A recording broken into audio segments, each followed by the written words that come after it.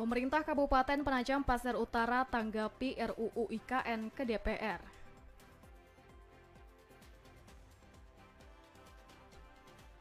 BBM langka, sampah tak terangkut.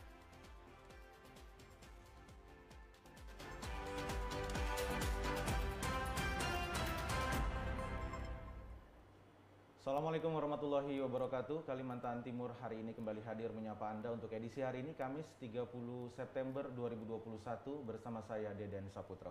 Dan saya Aisy Gunadi. Selama 60 menit ke depan kami telah menyiapkan beragam informasi dari wilayah Kalimantan Timur dan Kalimantan Utara. Berikut informasi selengkapnya.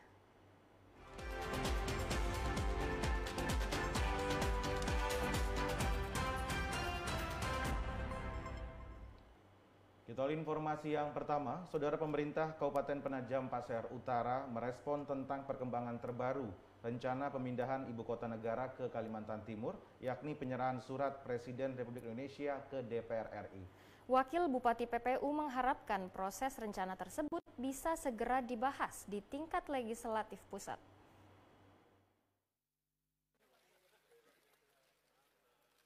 Rencana pemerintah pusat untuk memindahkan ibu kota negara ke Kalimantan Timur kini sudah berproses dengan adanya surat Presiden Republik Indonesia tentang RUU IKN ke legislatif di antara Menteri Sekretaris Negara dan Menteri Bappenas. Adanya kabar surpres ini, pemerintah Kabupaten Penajam Pasir Utara melalui wakil bupatinya, Hamdam Pongrewa menilai, rencana pusat untuk pemindahan IKN bukan sekedar rencana biasa, melainkan telah melewati proses pertimbangan. Saya selalu meyakini itu bahwa insya Allah pemindahan IKN ini bukan sekedar wacana, tetapi memang ini keseriusan pemerintah pusat. Ya, ditandai dengan adanya surat Presiden untuk pengantar rancangan Undang-Undang IKN ke DPR RI. Kalau kita mah ingin betul cepat, tapi saya pun meyakini bahwa gagasan pemindahan IKN ini kan saya pikir para elit dan stakeholder yang ada di pusat tentu sudah mempertimbangkan sematang-matangnya aspek-aspek positif dan negatifnya, dan bagi kita ya saya kira ini harus kita berikan dukungan dan support. Rencana pemindahan IKN ke Kalimantan Timur sudah dicetuskan sejak Agustus 2019 lalu. Bahkan Presiden Joko Widodo juga sudah mengunjungi lokasi rencana Ibu Kota Negara di kawasan Kecamatan Sepaku, Kabupaten Penajam Pasir Utara. Kini rencana itu kembali berlanjut dengan adanya surpres RUU IKN yang langsung diterima DPR Republik Indonesia. Syahrudin, Penajam Pasir Utara, melaporkan. Sementara itu, Saudara, pemerintah Kabupaten Kutai Kartanegara mendorong pemerintah pusat maupun provinsi untuk menjadikan Kutai Kartanegara sebagai mitra, bukan penyangga IKN dalam pembangunan Ibu Kota Negara yang baru. Hal ini dimaksudkan agar pembangunan di Kutai Kartanegara beriringan dan juga seimbang dengan kawasan IKN. Pemerintah Kabupaten Kutai Kartanegara mendorong keberadaan wilayahnya bukan jadi penyangga, namun jadi mitra dalam pembangunan Ibu Kota Negara baru yang berlokasi di sebagian Kabupaten Kukar dan Penajam Pasir Utara. Sekretaris Daerah Sunggono menyebutkan bahwa pemerintah daerah berkeinginan Kukar bisa berkembang bersama dengan Ibu Kota Negara. Itu Pak Bupati yang menyampaikan kepada saya bahwa kebijakan terhadap posisi Kukar dalam IKN ini sebagai mitra. Bukan daerah penyangga, bukan daerah pendukung, tapi sebagai mitra. Bupati berkeinginan kita bisa berkembang bersama dengan berkembangnya IKN. Jadi konsepnya itu bahwa kita, kalau kan mungkin teman-teman tahu ya, kalau namanya penyangga nih, sangga di atasnya kan, orang kita nggak tahu berapa besar ya, yang akan kita sangga, ya.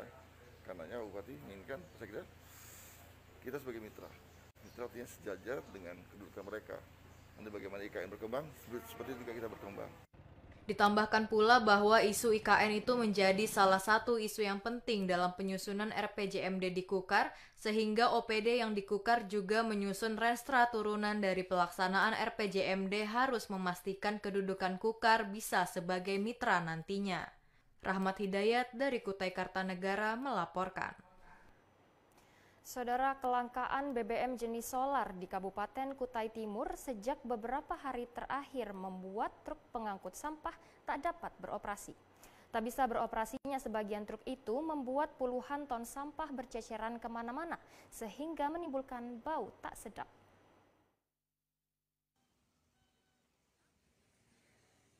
Truk pengangkut sampah milik unit pelaksana teknis kebersihan Sangatta Utara sejak beberapa hari terakhir tak dapat beroperasi lantaran tidak adanya bahan bakar minyak jenis solar di beberapa SPBU Kota Sangatta. Kepala UPT Kebersihan Kutai Timur Muhammad Muhafi mengatakan armadanya sudah 4 hari tidak mendapatkan suplai BBM sehingga sampah masyarakat tidak dapat terangkut secara maksimal. Meski demikian pihaknya terus berupaya mendapatkan BBM dengan cara membeli BBM eceran. Berdasarkan estimasi harian kebutuhan BBM untuk 1 rit, truk pengangkut sampah untuk keliling kota hingga ke TPA memerlukan hingga 12 liter per unitnya. Jika keadaan normal dalam sehari dalam 4 regu, pihaknya dapat mengangkut sampah 2 rit per regunya, dengan estimasi sampah terangkut 8 hingga 9 ton tiap ritnya. Dengan tidak beroperasinya armada UPT Kebersihan, maka diperkirakan sampah di kota Sangatta yang tidak terangkut hingga 72 ton per harinya. Untuk saat ini, petugas hanya dapat merapihkan sampah-sampah yang ada di sekitar TPS agar tidak berserakan. Ini kejadian sudah 4 hari sampai hari ini. Jadi selama itu juga sampai terangkut? Tetap kami upayakan pengangkutan dalam artian kita ya cari-cari yang ada punya teman yang punya jualan pengecer, tetap kita fasilitasi untuk pengangkutan. Tapi permasalahan kita di lapangan, pengecer juga istilahnya terbatas gitu. Dengan kelangkaan BBM jenis solar ini, dari Pertamina yang diwakili Susanto Satria menjelaskan pihaknya telah menyalurkan BBM solar bersubsidi sesuai kuota yang ditetapkan oleh regulator.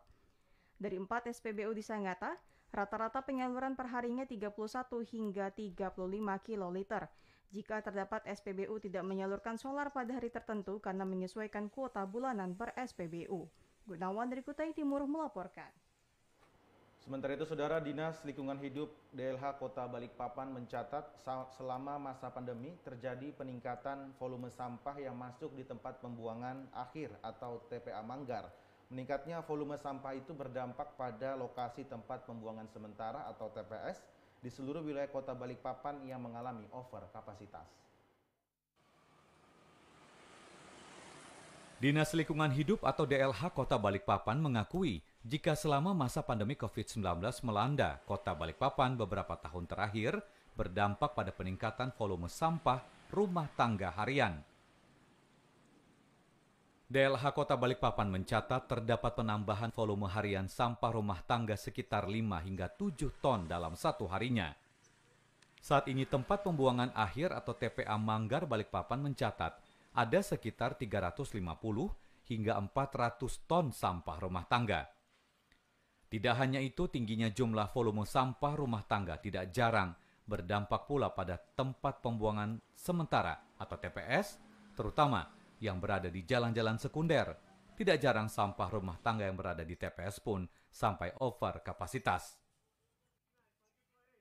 Dan memang dengan kondisi yang saat ini, dengan timbulan yang sampah yang meningkat, otomatis juga akhirnya sampah yang masuk ke TPS dan masuk ke TPA itu juga mengalami peningkatan.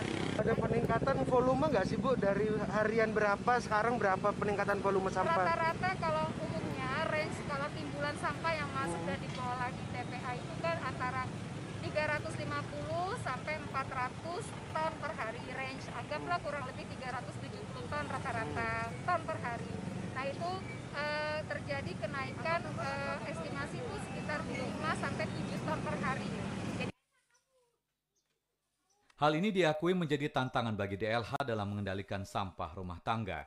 Di saat-saat masa pandemi, kenaikan volume sampah rumah tangga di kala pandemi ini disebut karena tingginya tingkat konsumsi warga, khususnya penggunaan sampah plastik. Dari Balikpapan, Andri Aprianto melaporkan.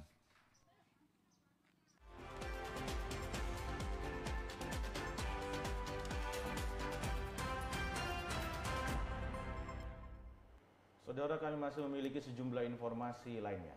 Tetaplah bersama kami di Kalimantan Timur hari ini.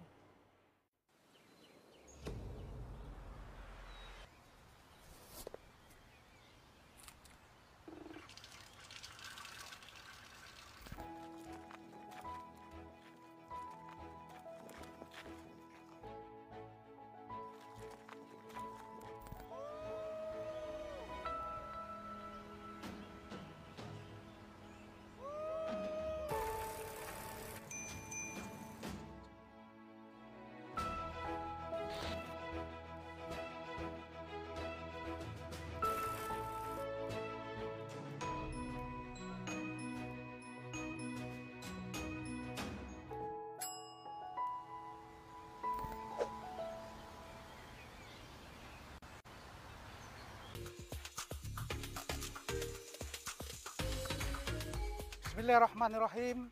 Assalamualaikum warahmatullahi wabarakatuh. Kepada pemerintah Kabupaten Kutai Kertanegara, saya Arif Suryansah, Kepala TPRI Stasiun Kalimantan Timur dan segenap pegawai Stasiun Kalimantan Timur mengucapkan selamat hari jadi ke-239 Kota Tenggarong. Melalui peringatan hari jadi ke-239 Kota Tenggarong, mari kita membangun sumber daya manusia yang berakhlak mulia, unggul, dan berbudaya menuju kukar idaman. Wassalamualaikum warahmatullahi wabarakatuh.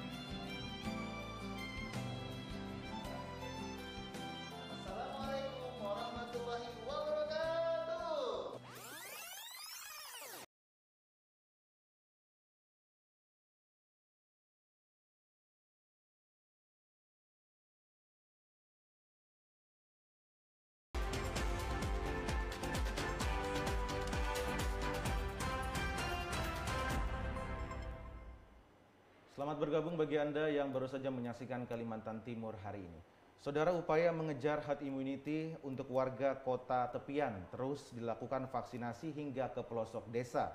Sebanyak 2.000 dosis vaksin telah disiapkan untuk memenuhi kebutuhan vaksinasi yang digelar secara massal di wilayah Kecamatan Palaran.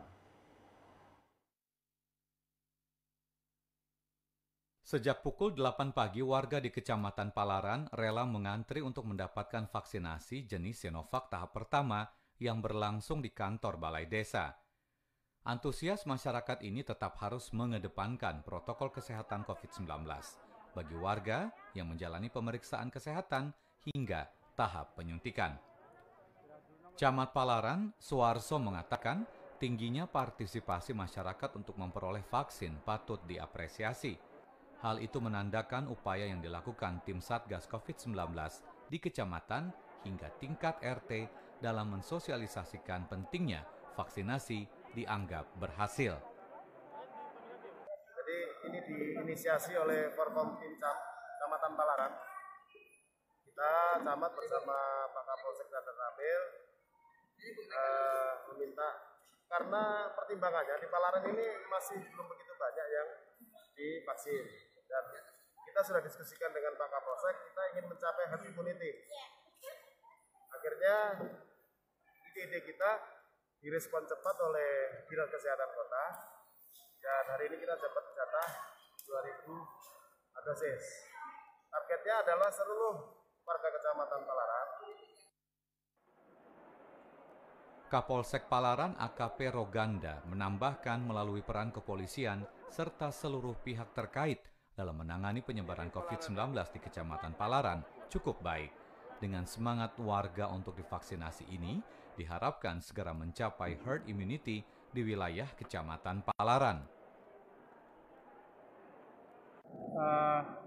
Kita ini kan mendukung program pemerintah pusat. Kalau kita hanya ini kan pemerintah, tentunya begitu banyaknya populasi sebaran penduduk ini juga kita akan berlomba mempercepat herd immunity itu. Sehingga bagaimanapun kita harus berkolaborasi. Kolaborasi pemerintah, TNI, Polri, relawan, semua bersama-sama untuk mempercepat itu. Jadi kita karena ini kita sepakat bahwa ini kan bukan pandemi yang biasa, tapi luar biasa. Jadi kita harus bersama-sama mempercepat untuk melewati pandemi ini. Dari 63.000, jumlah penduduk di Kecamatan Palaran hanya sekitar 6.000 jiwa yang masih belum memperoleh vaksin. Data itu di luar anak usia sekolah dikarenakan akan memperoleh vaksin dari jalur Dinas Pendidikan. Budiman dari Samarinda melaporkan. Saudara, antusias masyarakat Kalimantan Timur untuk mengikuti vaksinasi COVID-19 cukup tinggi. Bahkan setiap kegiatan vaksinasi digelar, warga pun masih banyak memadati tempat vaksin untuk mendapatkan giliran vaksinasi. Masyarakat Kalimantan Timur tetap semangat untuk mengikuti kegiatan vaksinasi. Hal ini menandakan kesadaran masyarakat sudah tinggi terkait bahaya penyebaran COVID-19. Gubernur Kalimantan Timur Isran Nur sangat mengapresiasi semangat warga dalam antrian mendapatkan vaksinasi COVID-19. Diakui Isran, hal ini membuat kasus COVID-19 di Kaltim mengalami penurunan. Bahkan sejumlah daerah sudah mencapai level 2. Bahkan Gubernur berharap penurunan penularan COVID-19 di Kalimantan Timur zero, sehingga masyarakat bisa beraktivitas seperti biasa. Namun juga harus tetap menerapkan prokes karena pandemi diperkirakan masih cukup lama. Oleh karena itu, masyarakat yang ingin mendapatkan vaksin pertama maupun kedua diingatkan untuk mendaftar terlebih dahulu melalui aplikasi yang disediakan Kementerian Kesehatan Republik Indonesia, yakni Peduli Lindungi, dan hal itu mudah dan gratis jika menginginkan untuk mendapatkan vaksin COVID-19. Saat ini capaian vaksin dosis pertama di Kalimantan Timur telah mencapai 42,84%. Sedangkan untuk dosis kedua mencapai 23,6%. Peningkatan cakupan maupun capaian vaksinasi diharapkan dapat membuat kekebalan komunitas di Kaltim segera terbentuk, sehingga pandemi diharapkan dapat segera berakhir. Iswoyo melaporkan. Kita menuju ke Kota Tarakan. Saudara, sebagai upaya pencegahan penularan COVID-19, Lembaga Pemasyarakatan Lapas Kelas 2A Kota Tarakan menggelar kegiatan vaksinasi. Vaksinasi dosis pertama pada gelombang kedua ini diikuti sekitar 500 orang warga binaan pemasyarakatan. Sebelumnya, Lembaga Pemasyarakatan Lapas Kelas 2A Tarakan telah melaksanakan vaksinasi dosis pertama gelombang pertama, diikuti sekitar 400 orang warga binaan permasyarakatan. Sehingga total warga binaan di Lapas Kelas 2A Tarakan sudah menerima suntikan vaksin dengan jenis Moderna sekitar 900 orang warga binaan. PLH Kepala Lapas Kelas 2A Tarakan Didik Heru Kusukoco mengatakan pelaksanaan vaksinasi dosis pertama gelombang kedua ini dilakukan sambil menunggu pelaksanaan vaksinasi dosis kedua dan pembaruan nomor induk kependudukan warga binaan. Ini dosis pertama, tapi gelombang yang kedua, gitu. Jadi belum seluruhnya kan. Hari ini ada 500 vaksin. Mudah-mudahan bisa semuanya dan mudah-mudahan yang belum punya NIK sudah bisa punya NIK dan bisa divaksin pada hari ini. Mungkin nanti kekurangannya juga kita masih bisa kerjasama dengan dari Dinkes. Ya. Jadi mudah-mudahan seluruh warga binaan pemasyarakatan bisa divaksin semua. Kalau ini nanti selesai sekitar 900-an. Nah, kalau misalnya kekurangannya nanti sambil memperbaharui NIK, ya, terus nanti kita usulkan lagi sampai benar-benar di lapas ini divaksin semua. Meski sudah divaksin, namun warga binaan diminta untuk tetap menjaga protokol kesehatan, seperti menggunakan masker dan mencuci tangan sebagai upaya memutus mata rantai penyebaran COVID-19 di lingkungan Lapas Kelas 2A Tarakan. Siti Hardiani dari Tarakan melaporkan. Ratusan pelajar tingkat sekolah menengah pertama dan sekolah menengah atas di Kabupaten Berau antusias mengikuti vaksinasi COVID-19. Vaksinasi yang digelar Dinas Kesehatan Berau ini diberikan kepada pelajar yang sudah berusia 12 sampai dengan 17 tahun. Sejumlah pelajar tingkat SMP dan SMA ini memenuhi halaman kantor Dinas Kesehatan Kabupaten Berau untuk mengikuti vaksinasi COVID-19 jenis Sinovac. Setiap pelajar harus bersabar menunggu giliran karena peserta vaksinasi jumlahnya mencapai ratusan orang dan sudah berusia 12 hingga 17 tahun. Dinas Kesehatan menyiapkan vaksin sebanyak 700 dosis. Pelajar menjadi prioritas vaksinasi sebagai penunjang pelaksanaan pembelajaran secara tatap muka yang sudah mulai dilaksanakan di beberapa sekolah. Bahwa hari ini akan lakukan vaksinasi kepada pelajar SLTA, salah satu SLTA sekitar 700 orang. Ya. Sekitar 700 ini dilaksanakan oleh Puskesmas Kampung Bugis. Berarti hari ini target 700 sasaran Pak ya untuk pelajar Pak ya? Iya, sekitar 700. Okay. Karena sekarang kan pelayanan publik segala sudah banyak yang tervaksin, jadi sasaran sekarang mengarah kepada pelajar karena pelajar akan melakukan tatap muka, pertemuan tatap muka sehingga menjadi prioritas juga. Salah seorang siswi SMA Heni mengaku bisa mengikuti vaksinasi setelah mendapat pemberitahuan dari pihak sekolah dan mengaku sempat merasakan efek sampai usai divaksinasi. Biasa aja sih, paling ada efek sampingnya itu 1 jam atau setengah jam habis vaksin. Ada sempat merasa efek samping?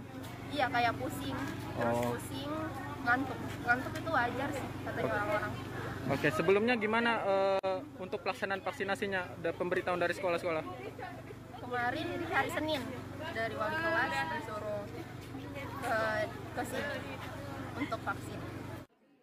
Dari data cakupan vaksinasi Dinas Kesehatan Kabupaten Berau, total pelajar yang sudah divaksinasi pada dosis pertama sebanyak 3.691, sedangkan dosis 2 baru sebanyak 169 orang. Lalu Ridwan Syah dari Berau melaporkan. Pemerintah Kabupaten Kutai Kartanegara kini telah mempersiapkan aplikasi tiketing online. Dengan tiketing ini nantinya diharapkan bisa digunakan masyarakat dalam permintaan jadwal vaksinasi.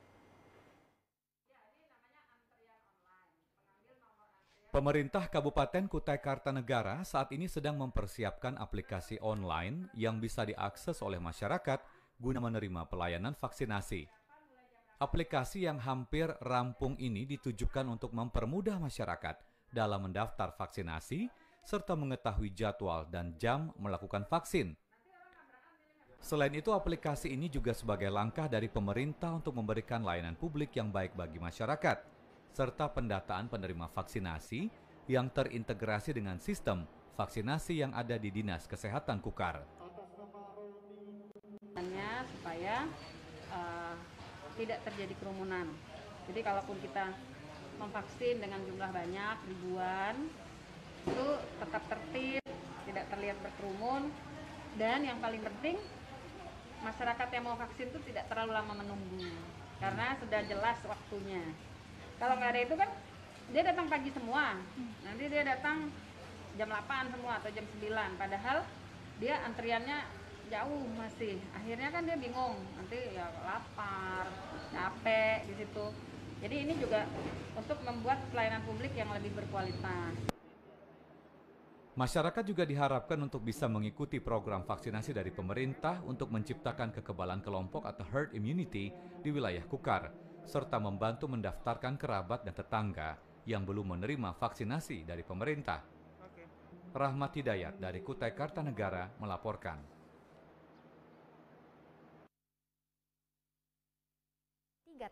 Testing, tracing, and treatment dalam menangani kasus COVID-19, meski tingkat penularan kasus terus menurun. Dengan 3 cara ini dianggap masih cukup efektif untuk menekan angka penyebaran COVID-19. Juru bicara Satgas COVID-19 Kabupaten Penajam Pasir Utara, Dr. Janse Grace Maki Surat mengatakan, selain 3T, vaksinasi juga terus dilakukan untuk menciptakan herd immunity atau kekebalan kelompok. Untuk masyarakat, PPU diimbau untuk tetap mematuhi protokol kesehatan, seperti menggunakan masker, menjaga jarak aman, sering mencuci tangan menggunakan sabun, dan beretika ketika batuk dan bersin. Dengan kesadaran itu, maka diharapkan tingkat penularan COVID-19 di PPU terus ditekan. Grace mencatat hari ini terdapat penambahan 2 pasien positif, sedangkan sehari sebelumnya ada penambahan 7 warga yang positif. Adanya penambahan 2 positif hari ini, maka total positif menjadi 4.406 orang. Hal itu juga diiringi dengan penambahan 2 pasien yang dinyatakan sembuh, sehingga total sembuh menjadi 4.131 orang.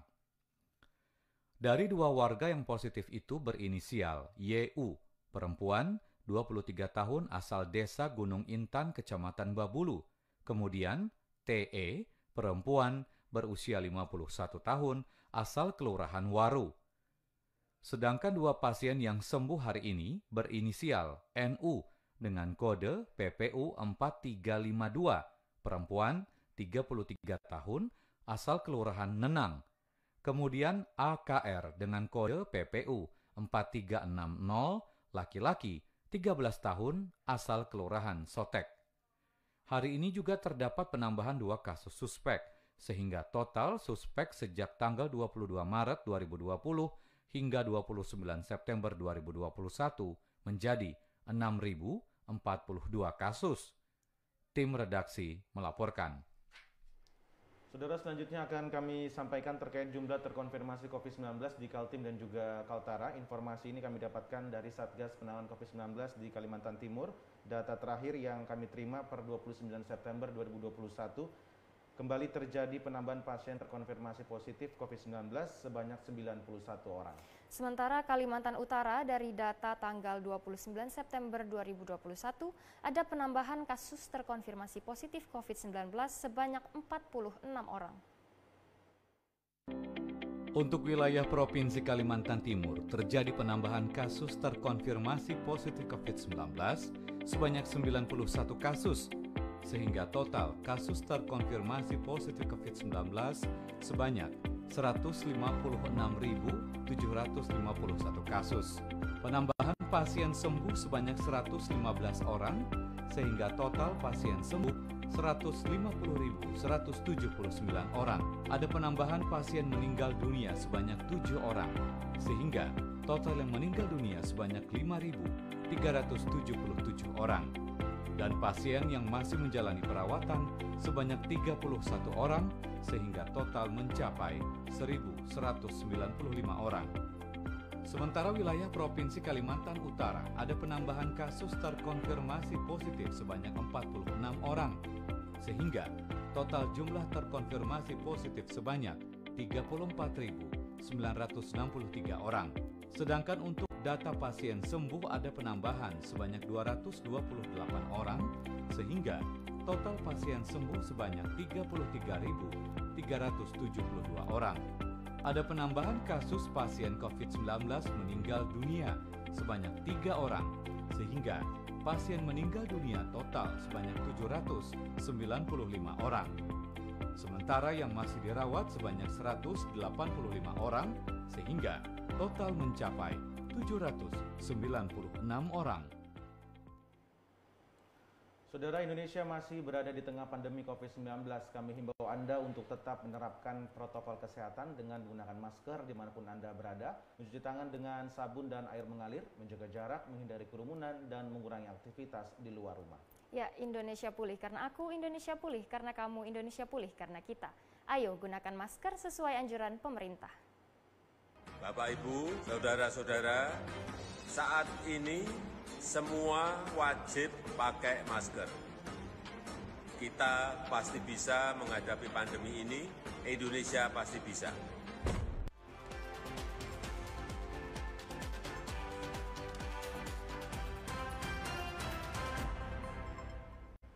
Saudara, usai jeda pariwara berikut kami akan segera kembali. Tetaplah bersama kami di Kalimantan Timur hari ini. Ore 2 posisi. Siap, Ode 1. Ode 2 di posisi. Siapkan barangnya. Temui saya di lokasi yang kita sepakati ya. Cepat. Siap, Ode 1. Segera disiapkan.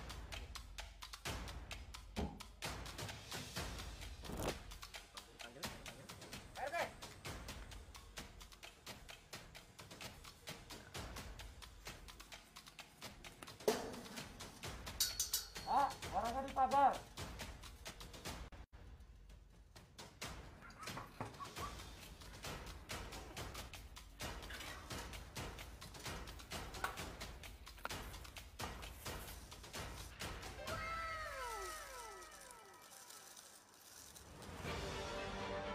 Berjuang isoman. Tidak pernah membiarkan mereka yang berjuang melawan COVID-19. Yeay! Bu, cuaca pagi ini cerah betul. Ayo kita berjemur, biar sehat. Oh iya ya Pak ya. Gitu. Ayo.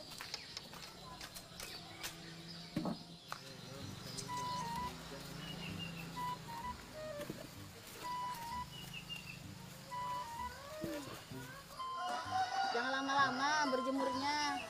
Nanti kering seperti ikan asin yang sejemur ini.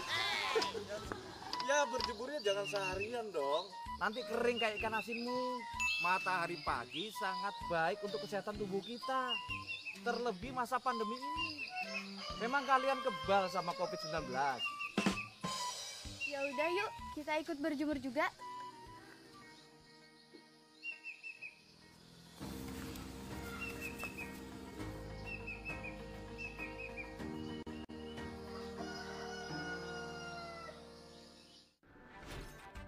Halo semuanya, aku Modi, maskot TV Digital Indonesia.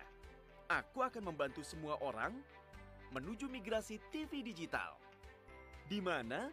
Di siarandigital.id dan call center 159. Ayo semuanya, dukung migrasi TV digital. Bersih gambarnya, jernih suaranya, dan canggih teknologinya.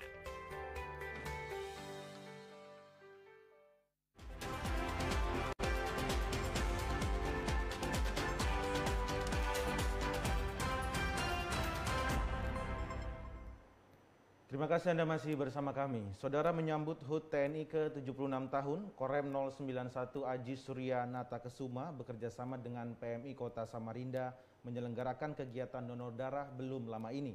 Kegiatan bakti sosial donor darah ini diikuti oleh ratusan anggota TNI, Polri, dan juga organisasi masyarakat. Donor darah sangat berarti bagi para penerima darah. Banyak yang terselamatkan hidupnya dengan menerima darah. Inilah hakikat tolong-menolong tanpa pamrih. Aksi sosial di Aula Korem 091 ASN bertujuan untuk membantu dan memenuhi persediaan darah di Kota Samarinda, sehingga dapat menolong sesama yang membutuhkan darah di masa pandemi COVID-19. Kegiatan menyambut HUT TNI ke-76 ini diikuti pendonor dari unsur TNI, Polri, dan sejumlah organisasi masyarakat yang sangat antusias, sehingga kegiatan donor darah kali ini sesuai target PMI Samarinda, yakni memperoleh 300 kantong darah. Donor darah dilaksanakan dengan tetap mematuhi protokol kesehatan sebagai upaya memutus rantai penularan COVID-19. Dan Ren 091 ASN Brigjen TNI Cahyo Suryo Putro menyampaikan apresiasi kepada seluruh personel TNI, Polri, dan Ormas yang membantu pemenuhan ketersediaan darah di PMI dan bisa bermanfaat bagi yang membutuhkan. Terima kasih. Pada hari ini Korem 091 Haji Surya Nata Kesuma melaksanakan rangkaian kegiatan dari ulang tahun TNI yang ke-76. Salah satunya adalah melaksanakan kegiatan donor darah. Donor darah diikuti dari anggota Mamorem, kemudian ada juga dari angkatan lain, laut, kemudian donor darah, dan dari Persit maupun dari RKPWI. Mudah-mudahan dengan donor ini dapat bermanfaat kepada untuk saudara-saudara kita yang memang memerlukannya. Pagi sarapan dulu, habis itu ya berangkat dari rumah kan, tidur malam tidurnya dikurangi lah. Biasanya tidur jam 10, tidur cepat gitu. Nah, hitungan darah saya, kebetulan sudah 7 kali. Harapan saya ya semoga darah saya bisa bermanfaat untuk orang lain. Para pendonor melakukan beberapa hal seperti menjaga kesehatan tubuh, tekanan darah dan HB-nya dalam kondisi baik, berat badan minimal 47 kg, tidak sedang meminum obat selama 2 hari sebelum melakukan donor, usia minimal 17 tahun dan maksimal 65 tahun. Ria Maya dari Samarinda melaporkan. Saudara, dampak pandemi COVID-19 saat ini sangat terasa di Unit Donor Darah Palang Merah Indonesia PMI Samarinda. Betapa tidak, tempat yang sebelumnya ramai dengan aktivitas masyarakat mendonorkan darahnya, kini terlihat sepi selama pandemi berlangsung. Bahkan menurut catatan PMI, jumlah pendonor menurun drastis.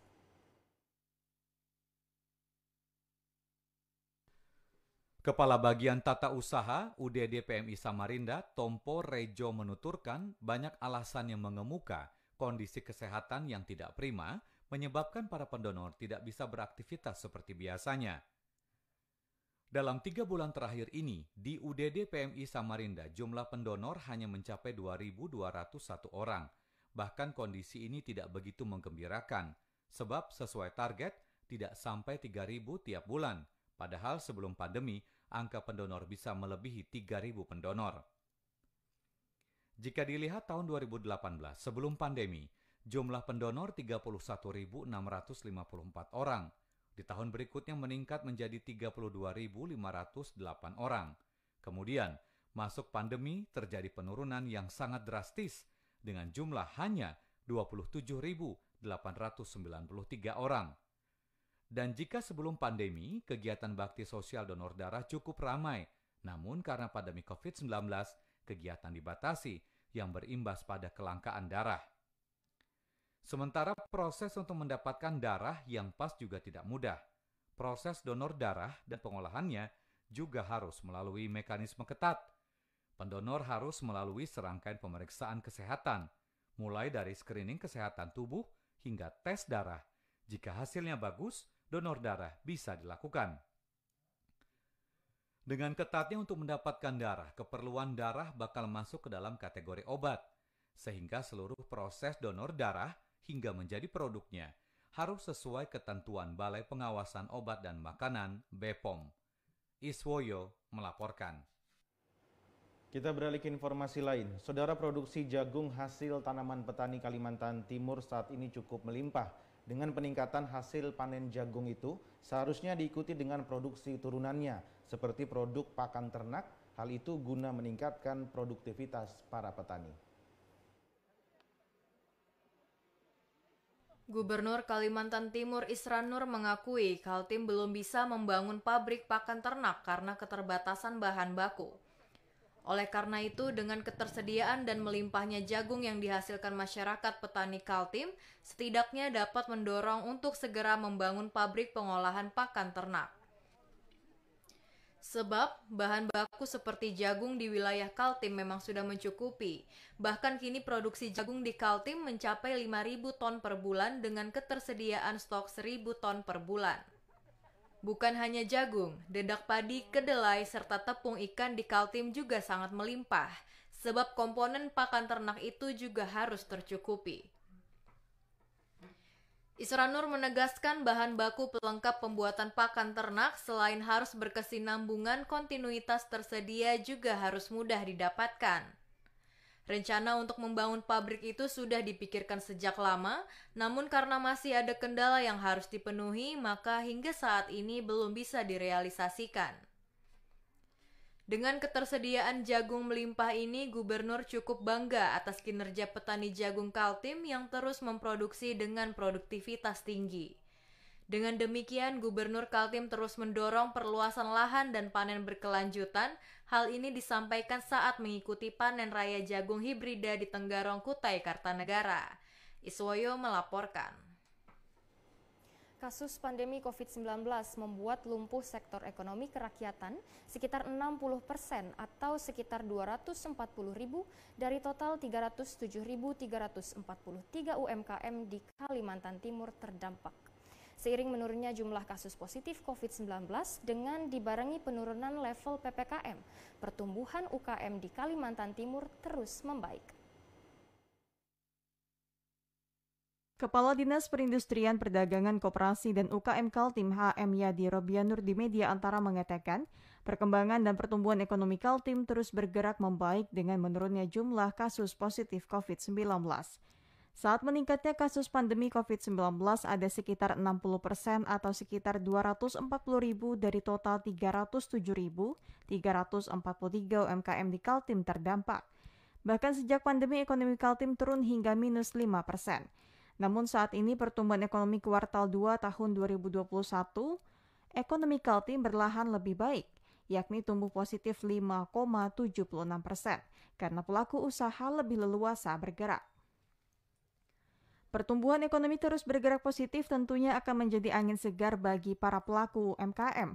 Hal itu tidak terlepas dari menurunnya jumlah kasus positif COVID-19 di Kaltim yang hanya tinggal 1.337 pasien dirawat dengan tingkat kesembuhan mencapai 95,7%. Dengan menurunnya kasus COVID-19 dan level PPKM, aktivitas masyarakat juga lebih terbuka, akses transportasi lebih mudah.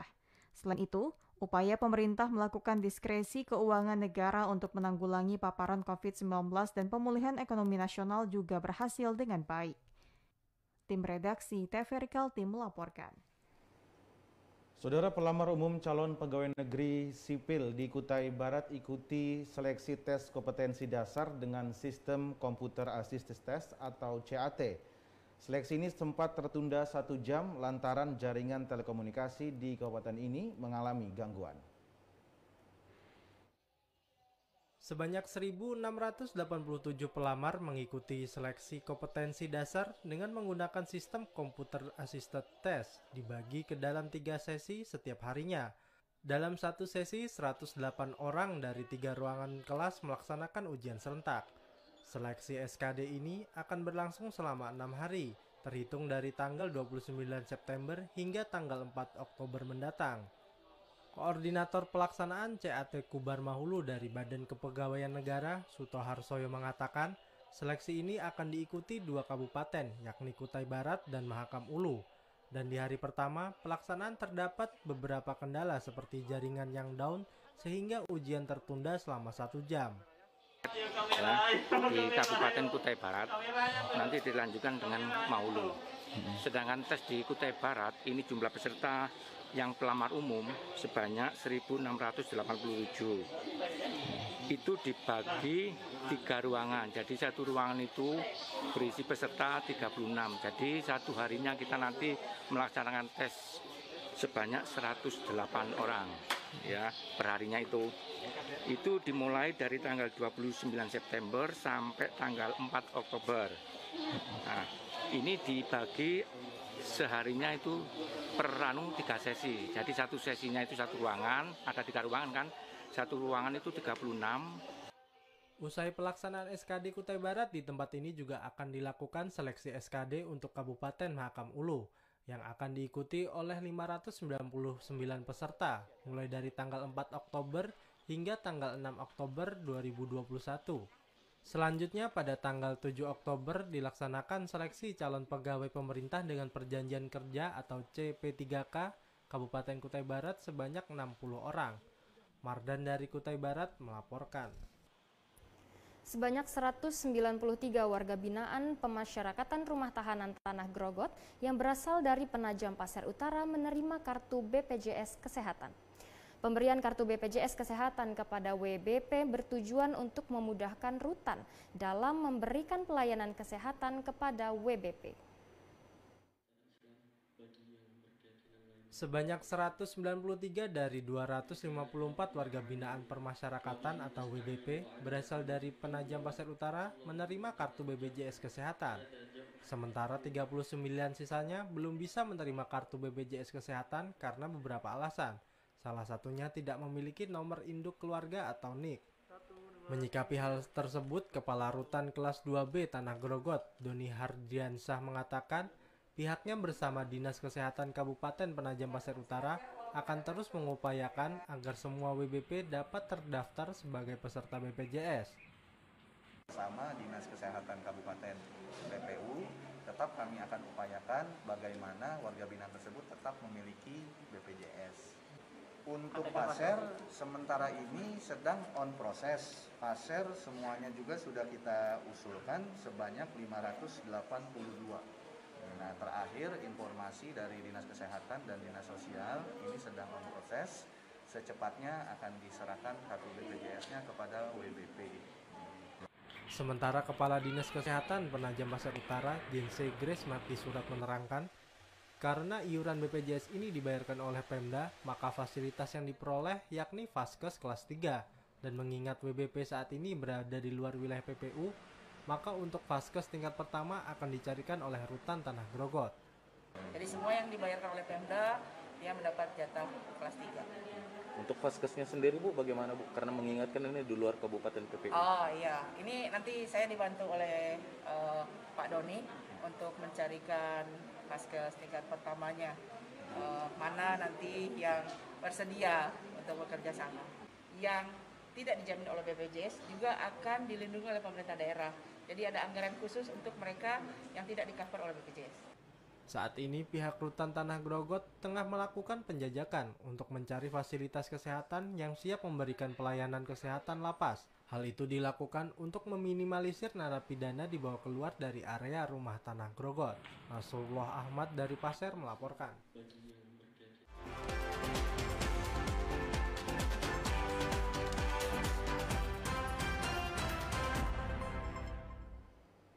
Saudara, kami hadirkan informasi perolehan medali Kaltim di PON ke-20 Papua. Selengkapnya dalam segmen olahraga berikut ini.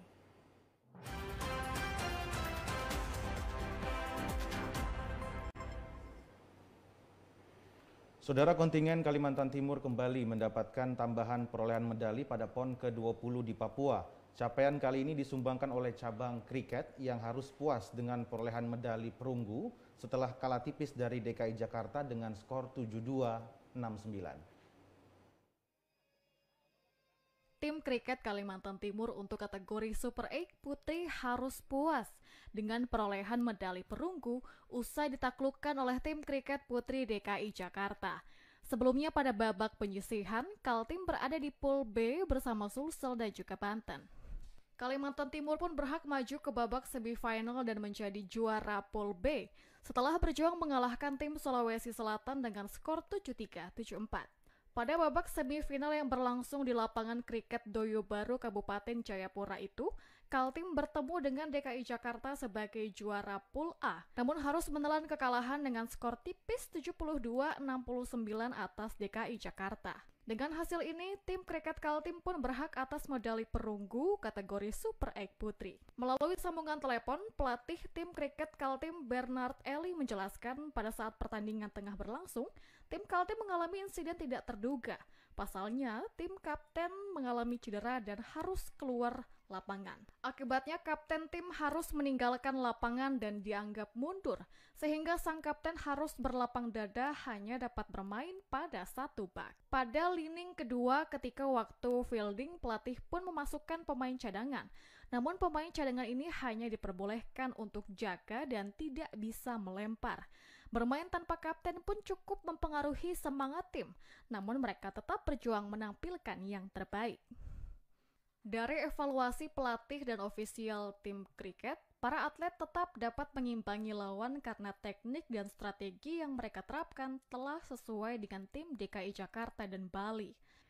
Namun masih dibutuhkan mental dan semangat juang yang tangguh, terutama ketika berada dalam tekanan saat bertanding. Tim kriket Kaltim masih memiliki peluang untuk membalas kekalahan karena dijadwalkan akan kembali bertanding di nomor 20s, sehingga para atlet diharapkan dapat bermain konsisten dan memanfaatkan peluang sekecil apapun untuk memenangkan pertandingan. Angki Dimas dari Papua melaporkan. Saudara, tim Muay Thai Kalimantan Timur meloloskan sebanyak 7 atlet ke semifinal PON ke-20 di Papua. Seluruhnya akan berlaga pada berbagai kelas tanding baik di kategori putra maupun putri. Sebanyak 7 atlet Muay Thai Kalimantan Timur lolos ke babak semifinal PON ke-20 di Papua, yang terdiri dari 3 atlet putri dan 4 atlet putra. Melalui sambungan telepon, pelatih tim Muay Thai Kalimantan Timur Roni Abdurrahman mengungkapkan bahwa ketujuh atlet Muay Thai ini akan berlaga di berbagai kelas tanding. Untuk atlet putri Kaltim akan menampilkan Siti Hadijah di kelas 43 kg, Putu Nina Herlinawati di kelas 45 kg, dan Maria Esperanza di kelas 57 kg. Sementara atlet putra Kaltim yakni Stefanus Nong Nemo di kelas 48 kg, Stefanus Rival di kelas 54 kg, Wahyu Febrianto di kelas 57 kg, serta Devan Febra Ananta di kelas 73 kg. Meski akan bertemu lawan yang cukup berat pada semifinal nanti, namun tidak menyurutkan semangat mereka untuk dapat gigih, berjuang, dan optimis mempersembahkan yang terbaik. Terlebih, para atlet Muay Thai yang lolos ke semifinal ini merupakan andalan Bumi Etam yang diyakini dapat mendulang medali pada ajang multi-event nasional 4 tahunan di Bumi Cendrawasih itu. Angki Dimas dari Papua melaporkan.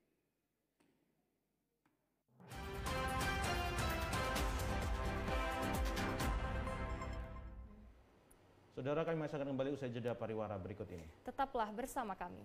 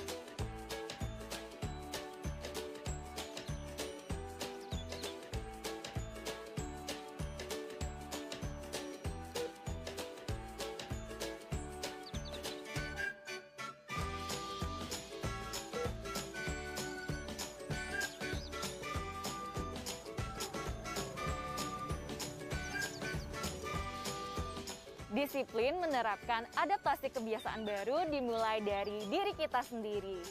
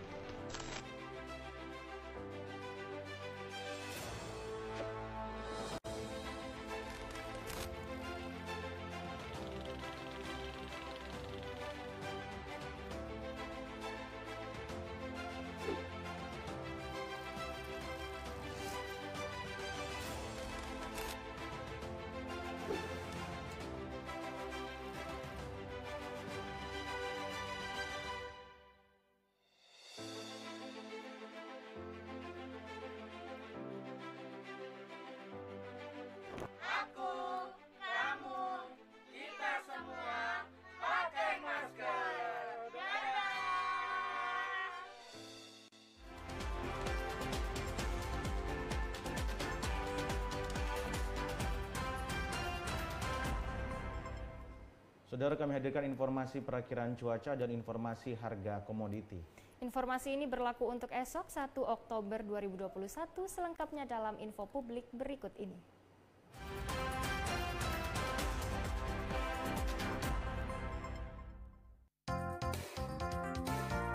Info harga komoditi peternakan yang dikeluarkan Dinas Peternakan dan Kesehatan Hewan Provinsi Kalimantan Timur. Harga komoditi ternak untuk sapi potong, kambing, DOC broiler FS, broiler hidup, ayam buras, dan itik.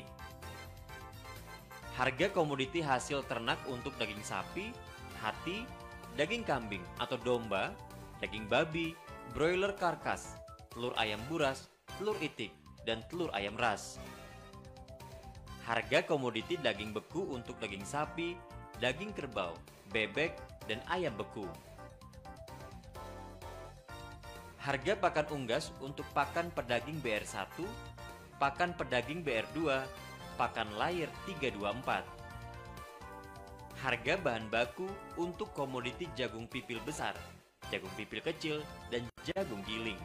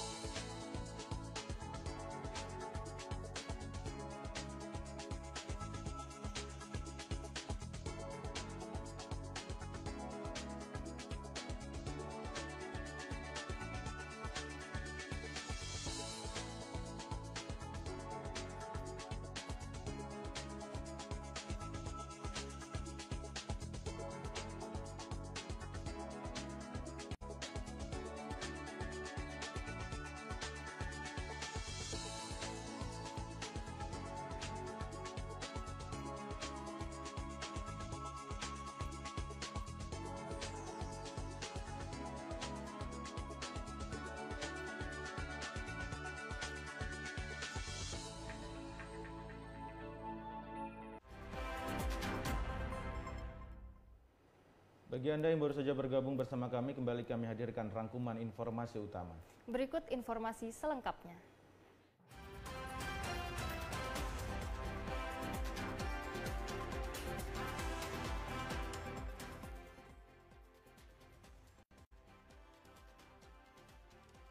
Pemerintah Kabupaten Penajam Pasir Utara merespon tentang perkembangan terbaru rencana pemindahan ibu kota negara ke Kalimantan Timur, yakni penyerahan surat Presiden Republik Indonesia ke DPR RI. Wakil Bupati PPU Hamdan Pongrewa mengharapkan proses rencana tersebut bisa segera dibahas di tingkat legislatif pusat.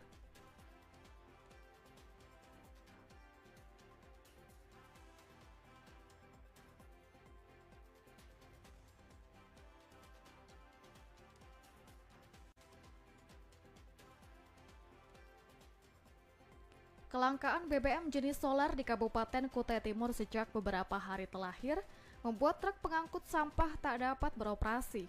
Akibatnya membuat puluhan ton sampah berceceran kemana-mana sehingga menimbulkan bau tidak sedap.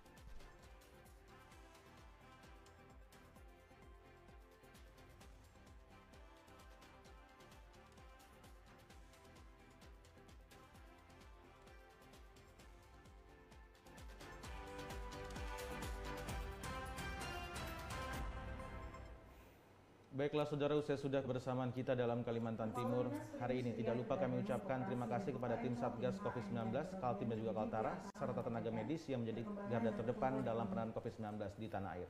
Akhirnya, saya Deden Saputro. Dan saya Aisy Gunadi, mewakili seluruh kerabat kerja yang bertugas, pamit undur diri dari